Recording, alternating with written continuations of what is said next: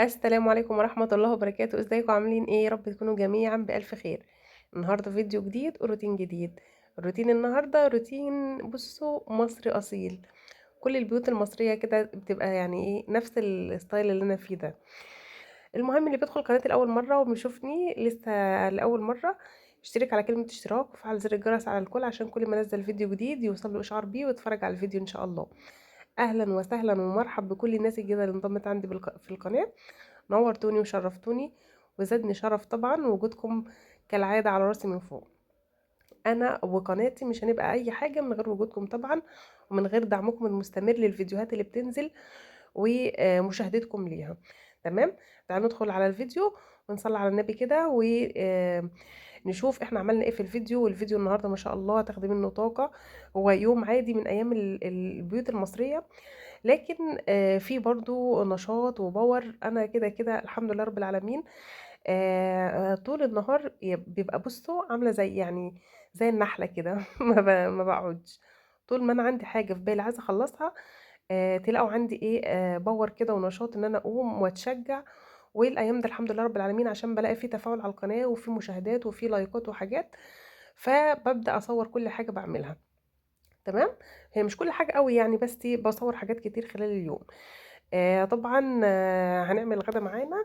هنشاركه خلال الفيديو. انا كنت عامله في اليوم ده لحمه، دي لحمه عجالي من اللي انا كنت جايباها برضو معاكم من كام فيديو كده. وعملنا فاصوليا بيضه، طبعا دي العشق عندنا بنحبها قوي يعني، كلنا بنحبها ومفيش اختلاف عليها.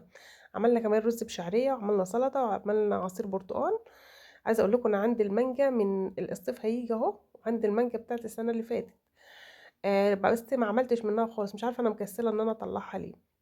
دي سمنة بلدي كنت بسيحها عشان ايه، كانت السمنة البلد اللي عندي خلصت وكنت بستعمل السمنة العادية. فكنا مثلا نيجي نعمل بيض او كده، يعني بتبقى مش قد كده بصراحة، او نحط على فول او كده. المهم انا بقى ايه خرجت كده اقوله حوالي مثلا مش كتير، حوالي مثلا نص كيلو. دايما بسيحه يعني ايه شوية بشوية. بس هي ما شاء الله ما بتاخدش وقت في التسييح خالص. شوية صغيرين كده وتلاقيها ما شاء الله بقت ايه فصلت المرتة عن السمنة، وجميلة جدا ما شاء الله. دي سمنة بقري تمام، علشان كده لونها بتبقى اصفر، انما الجاموسي قصدي ديت بتبقى بيضة. لكن احنا يعني دايما بنستخدم الايه في الغالب، يعني بنجيب الايه البقري، دي بتبقى حلوة قوي.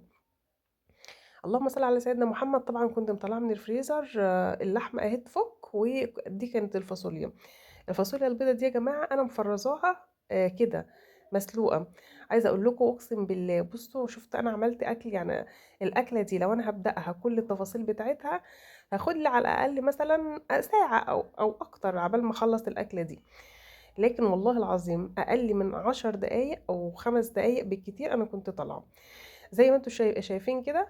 انا السمنه كانت اتسيحت، حطيت السمنه اللي اتبقى يعني اخدتها طبعا. بصوا المرته اللي كانت في الطبق كده، سبت شويه صغيرين، حطيت نص معلقه توم اللي انا كنت مفرزاه معاكم. انا من كام فيديو كده عامله لكم طريقه تفريز التوم حلوه جدا، هتوفر معاكي الوقت والمجهود والفلوس وكل حاجه. هنا الفاصوليا دي برضو كانت متفرزه، بفرزها مسلوقه. تمام. ودي احلى حاجه لو عندك كميه كبيره منها وخايفه ان هي تسوس او يجي لها اي حاجه. اديها نص سلقه وحطها في الفريزر. تمام. انا خدت نص الكميه وهرجع النص التاني ده تاني عادي في الفريزر مفيش مشكله. عملت ايه، طبعا الصلصه برضو كانت عندي متفرزه، حطيت برضو شويه اللي انا عايزاهم. حطيتها على التوم، بعد كده نزلت بالفاصوليا، وفي الاخر نزلت عليهم بالشوربه، وبعد كده بزودها ميه لحد ما بتستوي. وخلاص انا كده طبخت الفاصوليا في اقل من دقيقه، كنت مخلصاها. طبعا اللحمه حطيت عليها جزر وبصل وطماطم و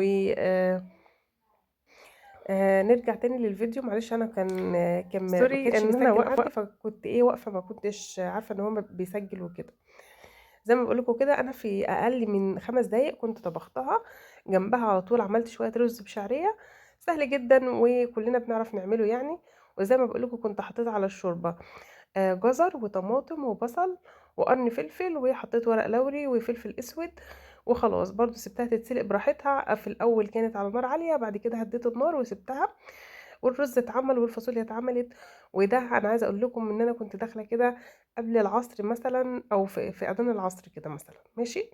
سبتهم بقى براحتهم، عملت العصير وعملت السلطه جنبهم.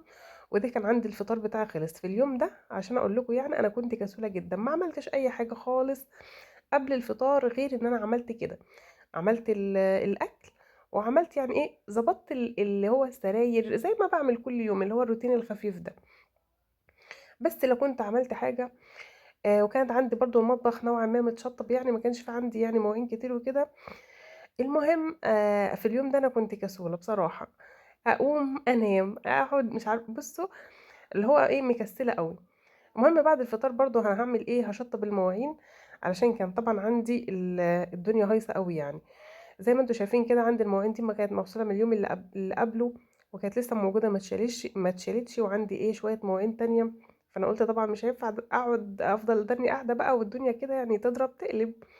آه، اقوم بقى اتشجع كده وايه واصور واشجعكم برضو معايا. المهم بقى يا حلوين، انا دخلت هنا على المواعين، شلتهم اللي كانوا مغسولين. وزي ما انتم عارفين اول ما بندخل كده على المواعين او على الحاجات اللي فيها شغل كتير، نصلي على النبي. اللهم صل وسلم وبارك على سيدنا محمد وعلى اله وصحبه وسلم. اللهم صل على سيدنا محمد في الاولين، وصل على سيدنا محمد في الاخرين، وصل وسلم وبارك على سيدنا محمد في كل وقت وحين، وصل على سيدنا محمد في الملأ الاعلى الى يوم الدين. اللهم إني أتبرأ إليك من حولي وقوتي، وألتجئ إلى حولك وقوتك يا ذا القوة المتين. اللهم أعني ولا تعن علي، اللهم انصرني ولا تنصر علي، اللهم امكر لي ولا تمكر علي.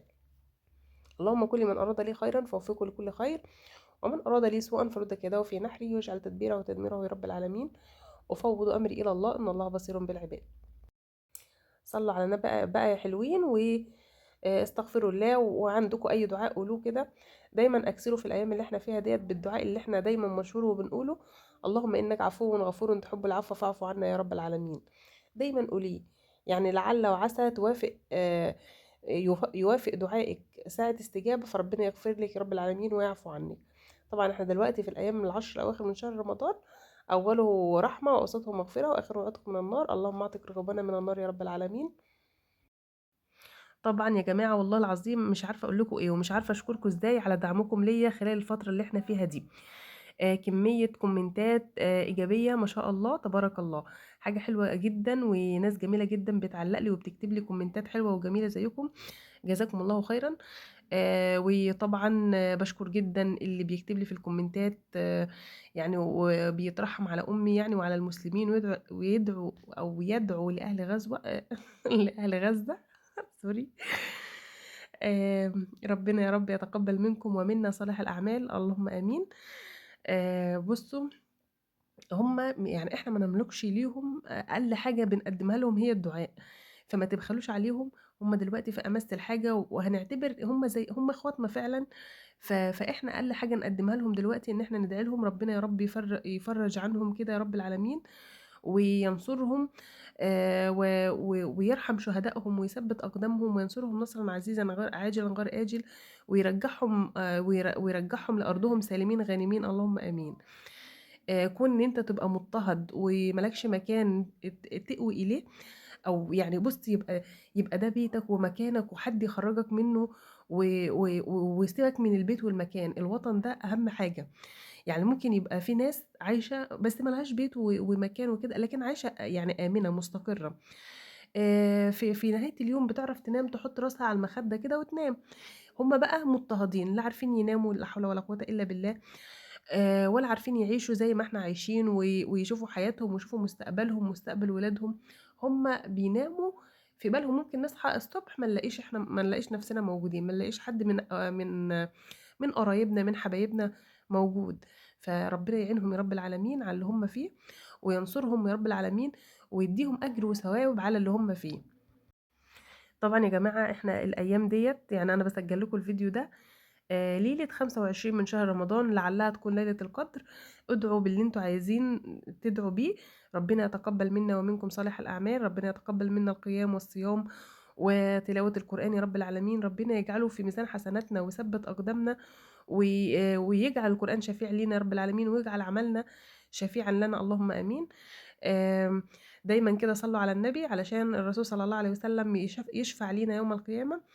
واطلبوا لسيدنا محمد صلى الله عليه وسلم الوسيلة، لأن النبي صلى الله عليه وسلم قال في حديث: في مكان في الجنة، وأتمنى إن هو يكون ليا. يعني شوفوا، هو نبي وكل حاجة، لكن يعني يتمنى إن المكان ده يبقى ليه، حتى هو إحنا دايمًا بندعيه بعد بين الأذان والإقامة، اللي هو إيه، آتِ سيدنا محمدًا الوسيلة والفضيلة والدرجة العالية الرفيعة، وابعثه اللهم المقام المحمود الذي وعدته، وصلى اللهم وسلم وبارك على سيدنا محمد وعلى آله وصحبه وسلم. تمام. فدايما يعني صلوا على النبي وكده، يعني خلوا لسانكم دايما عامر بذكر الله والصلاة على النبي صلى الله عليه وسلم، لانه طبعا يوم القيامة كل الناس هتفر من بعضها ومحدش يعني هيبقى فاكر التاني، الا الرسول صلى الله عليه وسلم هيفضل يقول امتي امتي لحد ما يشفع لينا ويدخلنا الجنة صلى الله عليه وسلم. فصلوا على النبي، اللهم صل وسلم وبارك عليك يا سيدي يا رسول الله. ايام جميلة جدا. احنا في ايام مباركة مش هترجع لينا غير بعد سنة ان شاء الله من الوقت اللي احنا فيه. استغلوها كويس، فاضل 4 ايام او 5 ايام. لسه قدامكم فرصة، عارف اللي قدامه وقت للمذاكرة الامتحان لسه قدامك فرصة، الفرصة ما ضاعتش. هو احنا في الوقت ده برضو حاول ان انت تذاكر شوية، وقصد بالمذاكرة ان انت تعمل اي عمل صالح تتقرب بيه الى الله سبحانه وتعالى، لعلها تبقى المنجية ليك، حاجة تنجيك يوم القيامة بسبب حاجة انت يعني حتى لو كانت في الايام بسيطة، لكن انت بتبتغي بيها بتبتغي بيها رضا ربنا سبحانه وتعالى، وبتبتغي بيها ان انت تتقرب الى الله سبحانه وتعالى. ف اعمل اي حاجة حتى ولو بسيطة. وقلنا قبل كده ان يعني مش اقل عبادة، يعني اخف عبادة هي الذكر، ان انت تذكر ربنا سبحانه وتعالى. الذين يذكرون الله قياما وقعودا وعلى جنوبهم ويتفكرون في خلق السماوات والارض ربنا ما خلقت هذا باطلا سبحانك فقنا عذاب النار. يعني ربنا سبحانه وتعالى قال ان انت ممكن تتفكر في خلق السماوات والارض وتذكر ربنا سبحانه وتعالى قياما وقعودا وعلى جنبك وانت نايم، فهي اخف العبادات وايسرها، لكنها هي افضل العبادات واقربها الى الله سبحانه وتعالى. ودايما كنت بقول لكم في فيديوهات قبل كده ان ربنا سبحانه وتعالى بيقول ايه: من ذكرني في ملأ ذكرته في ملأ افضل منه او خير منه، ومن تقرب الي شبر تقربت اليه ذراع، وهكذا. فحاولوا تتقربوا الى الله سبحانه وتعالى، ربنا يعينكم ويقويكم ويقوينا اللهم امين. وذكروا غيركم بالاعمال الصالحه، لعل وعسى حد يعمل بكلامك او بكلامك فتاخدي منه اجر وثواب انت كمان زي ما هو عمل بالظبط، ولا ينقص من اجره شيء. تمام. الايام دي جميله، الحسنه بعشر امثالها، وربنا سبحانه وتعالى هيضاعف لمن يشاء. وطبعا الصائمين دلوقتي لو حد مات، يعني زي ما قلنا في حديث قبل كده: للصائم فرحتان يفرح بهما، إذا أفطر فرح بفطره، وإذا لقي ربه فرح بصومه. تمام. وللصائم للصائمين باب يقال له باب الريان، يعني في باب في الجنة اسمه باب الريان لا يدخل منه إلا الصائمون. تمام. فاللهم صل على سيدنا محمد. الناس اللي بتصوم أبشروا إن شاء الله قربنا كده. ليلة العيد بتبقى اسمها ليلة الجائزة، ربنا سبحانه وتعالى يباهي بأهل الأرض ويباهي أمام الملائكة وبيقول لهم: أشهدكم يا ملائكتي أني قد غفرت لهم. زي ما بيبقى عندك أجير أو عامل، فأنت بتعطيه أجره بعد ما بيخلص الشغل اللي أنت طلبته منه. فأبشروا كده، خلاص قربنا، بس استغلوا الأيام اللي جاية دي استغلال حسن. وبرضه قولوا لغيركم عشان غيركم يعمل الحاجات دي. طبعا الفيديو خلص، اتمنى ان اكون فدتكم ولو بمعلومة بسيطة، لو بتشجيع، لو باي حاجة. ما تنسوش طبعا الكومنت تحت والاشتراك لو لسه ما اشتركتوش، وتكتبوا لي دعوة حلوة من قلبكم. ربنا يسعدكم جميعا، استودعكم الله، السلام عليكم.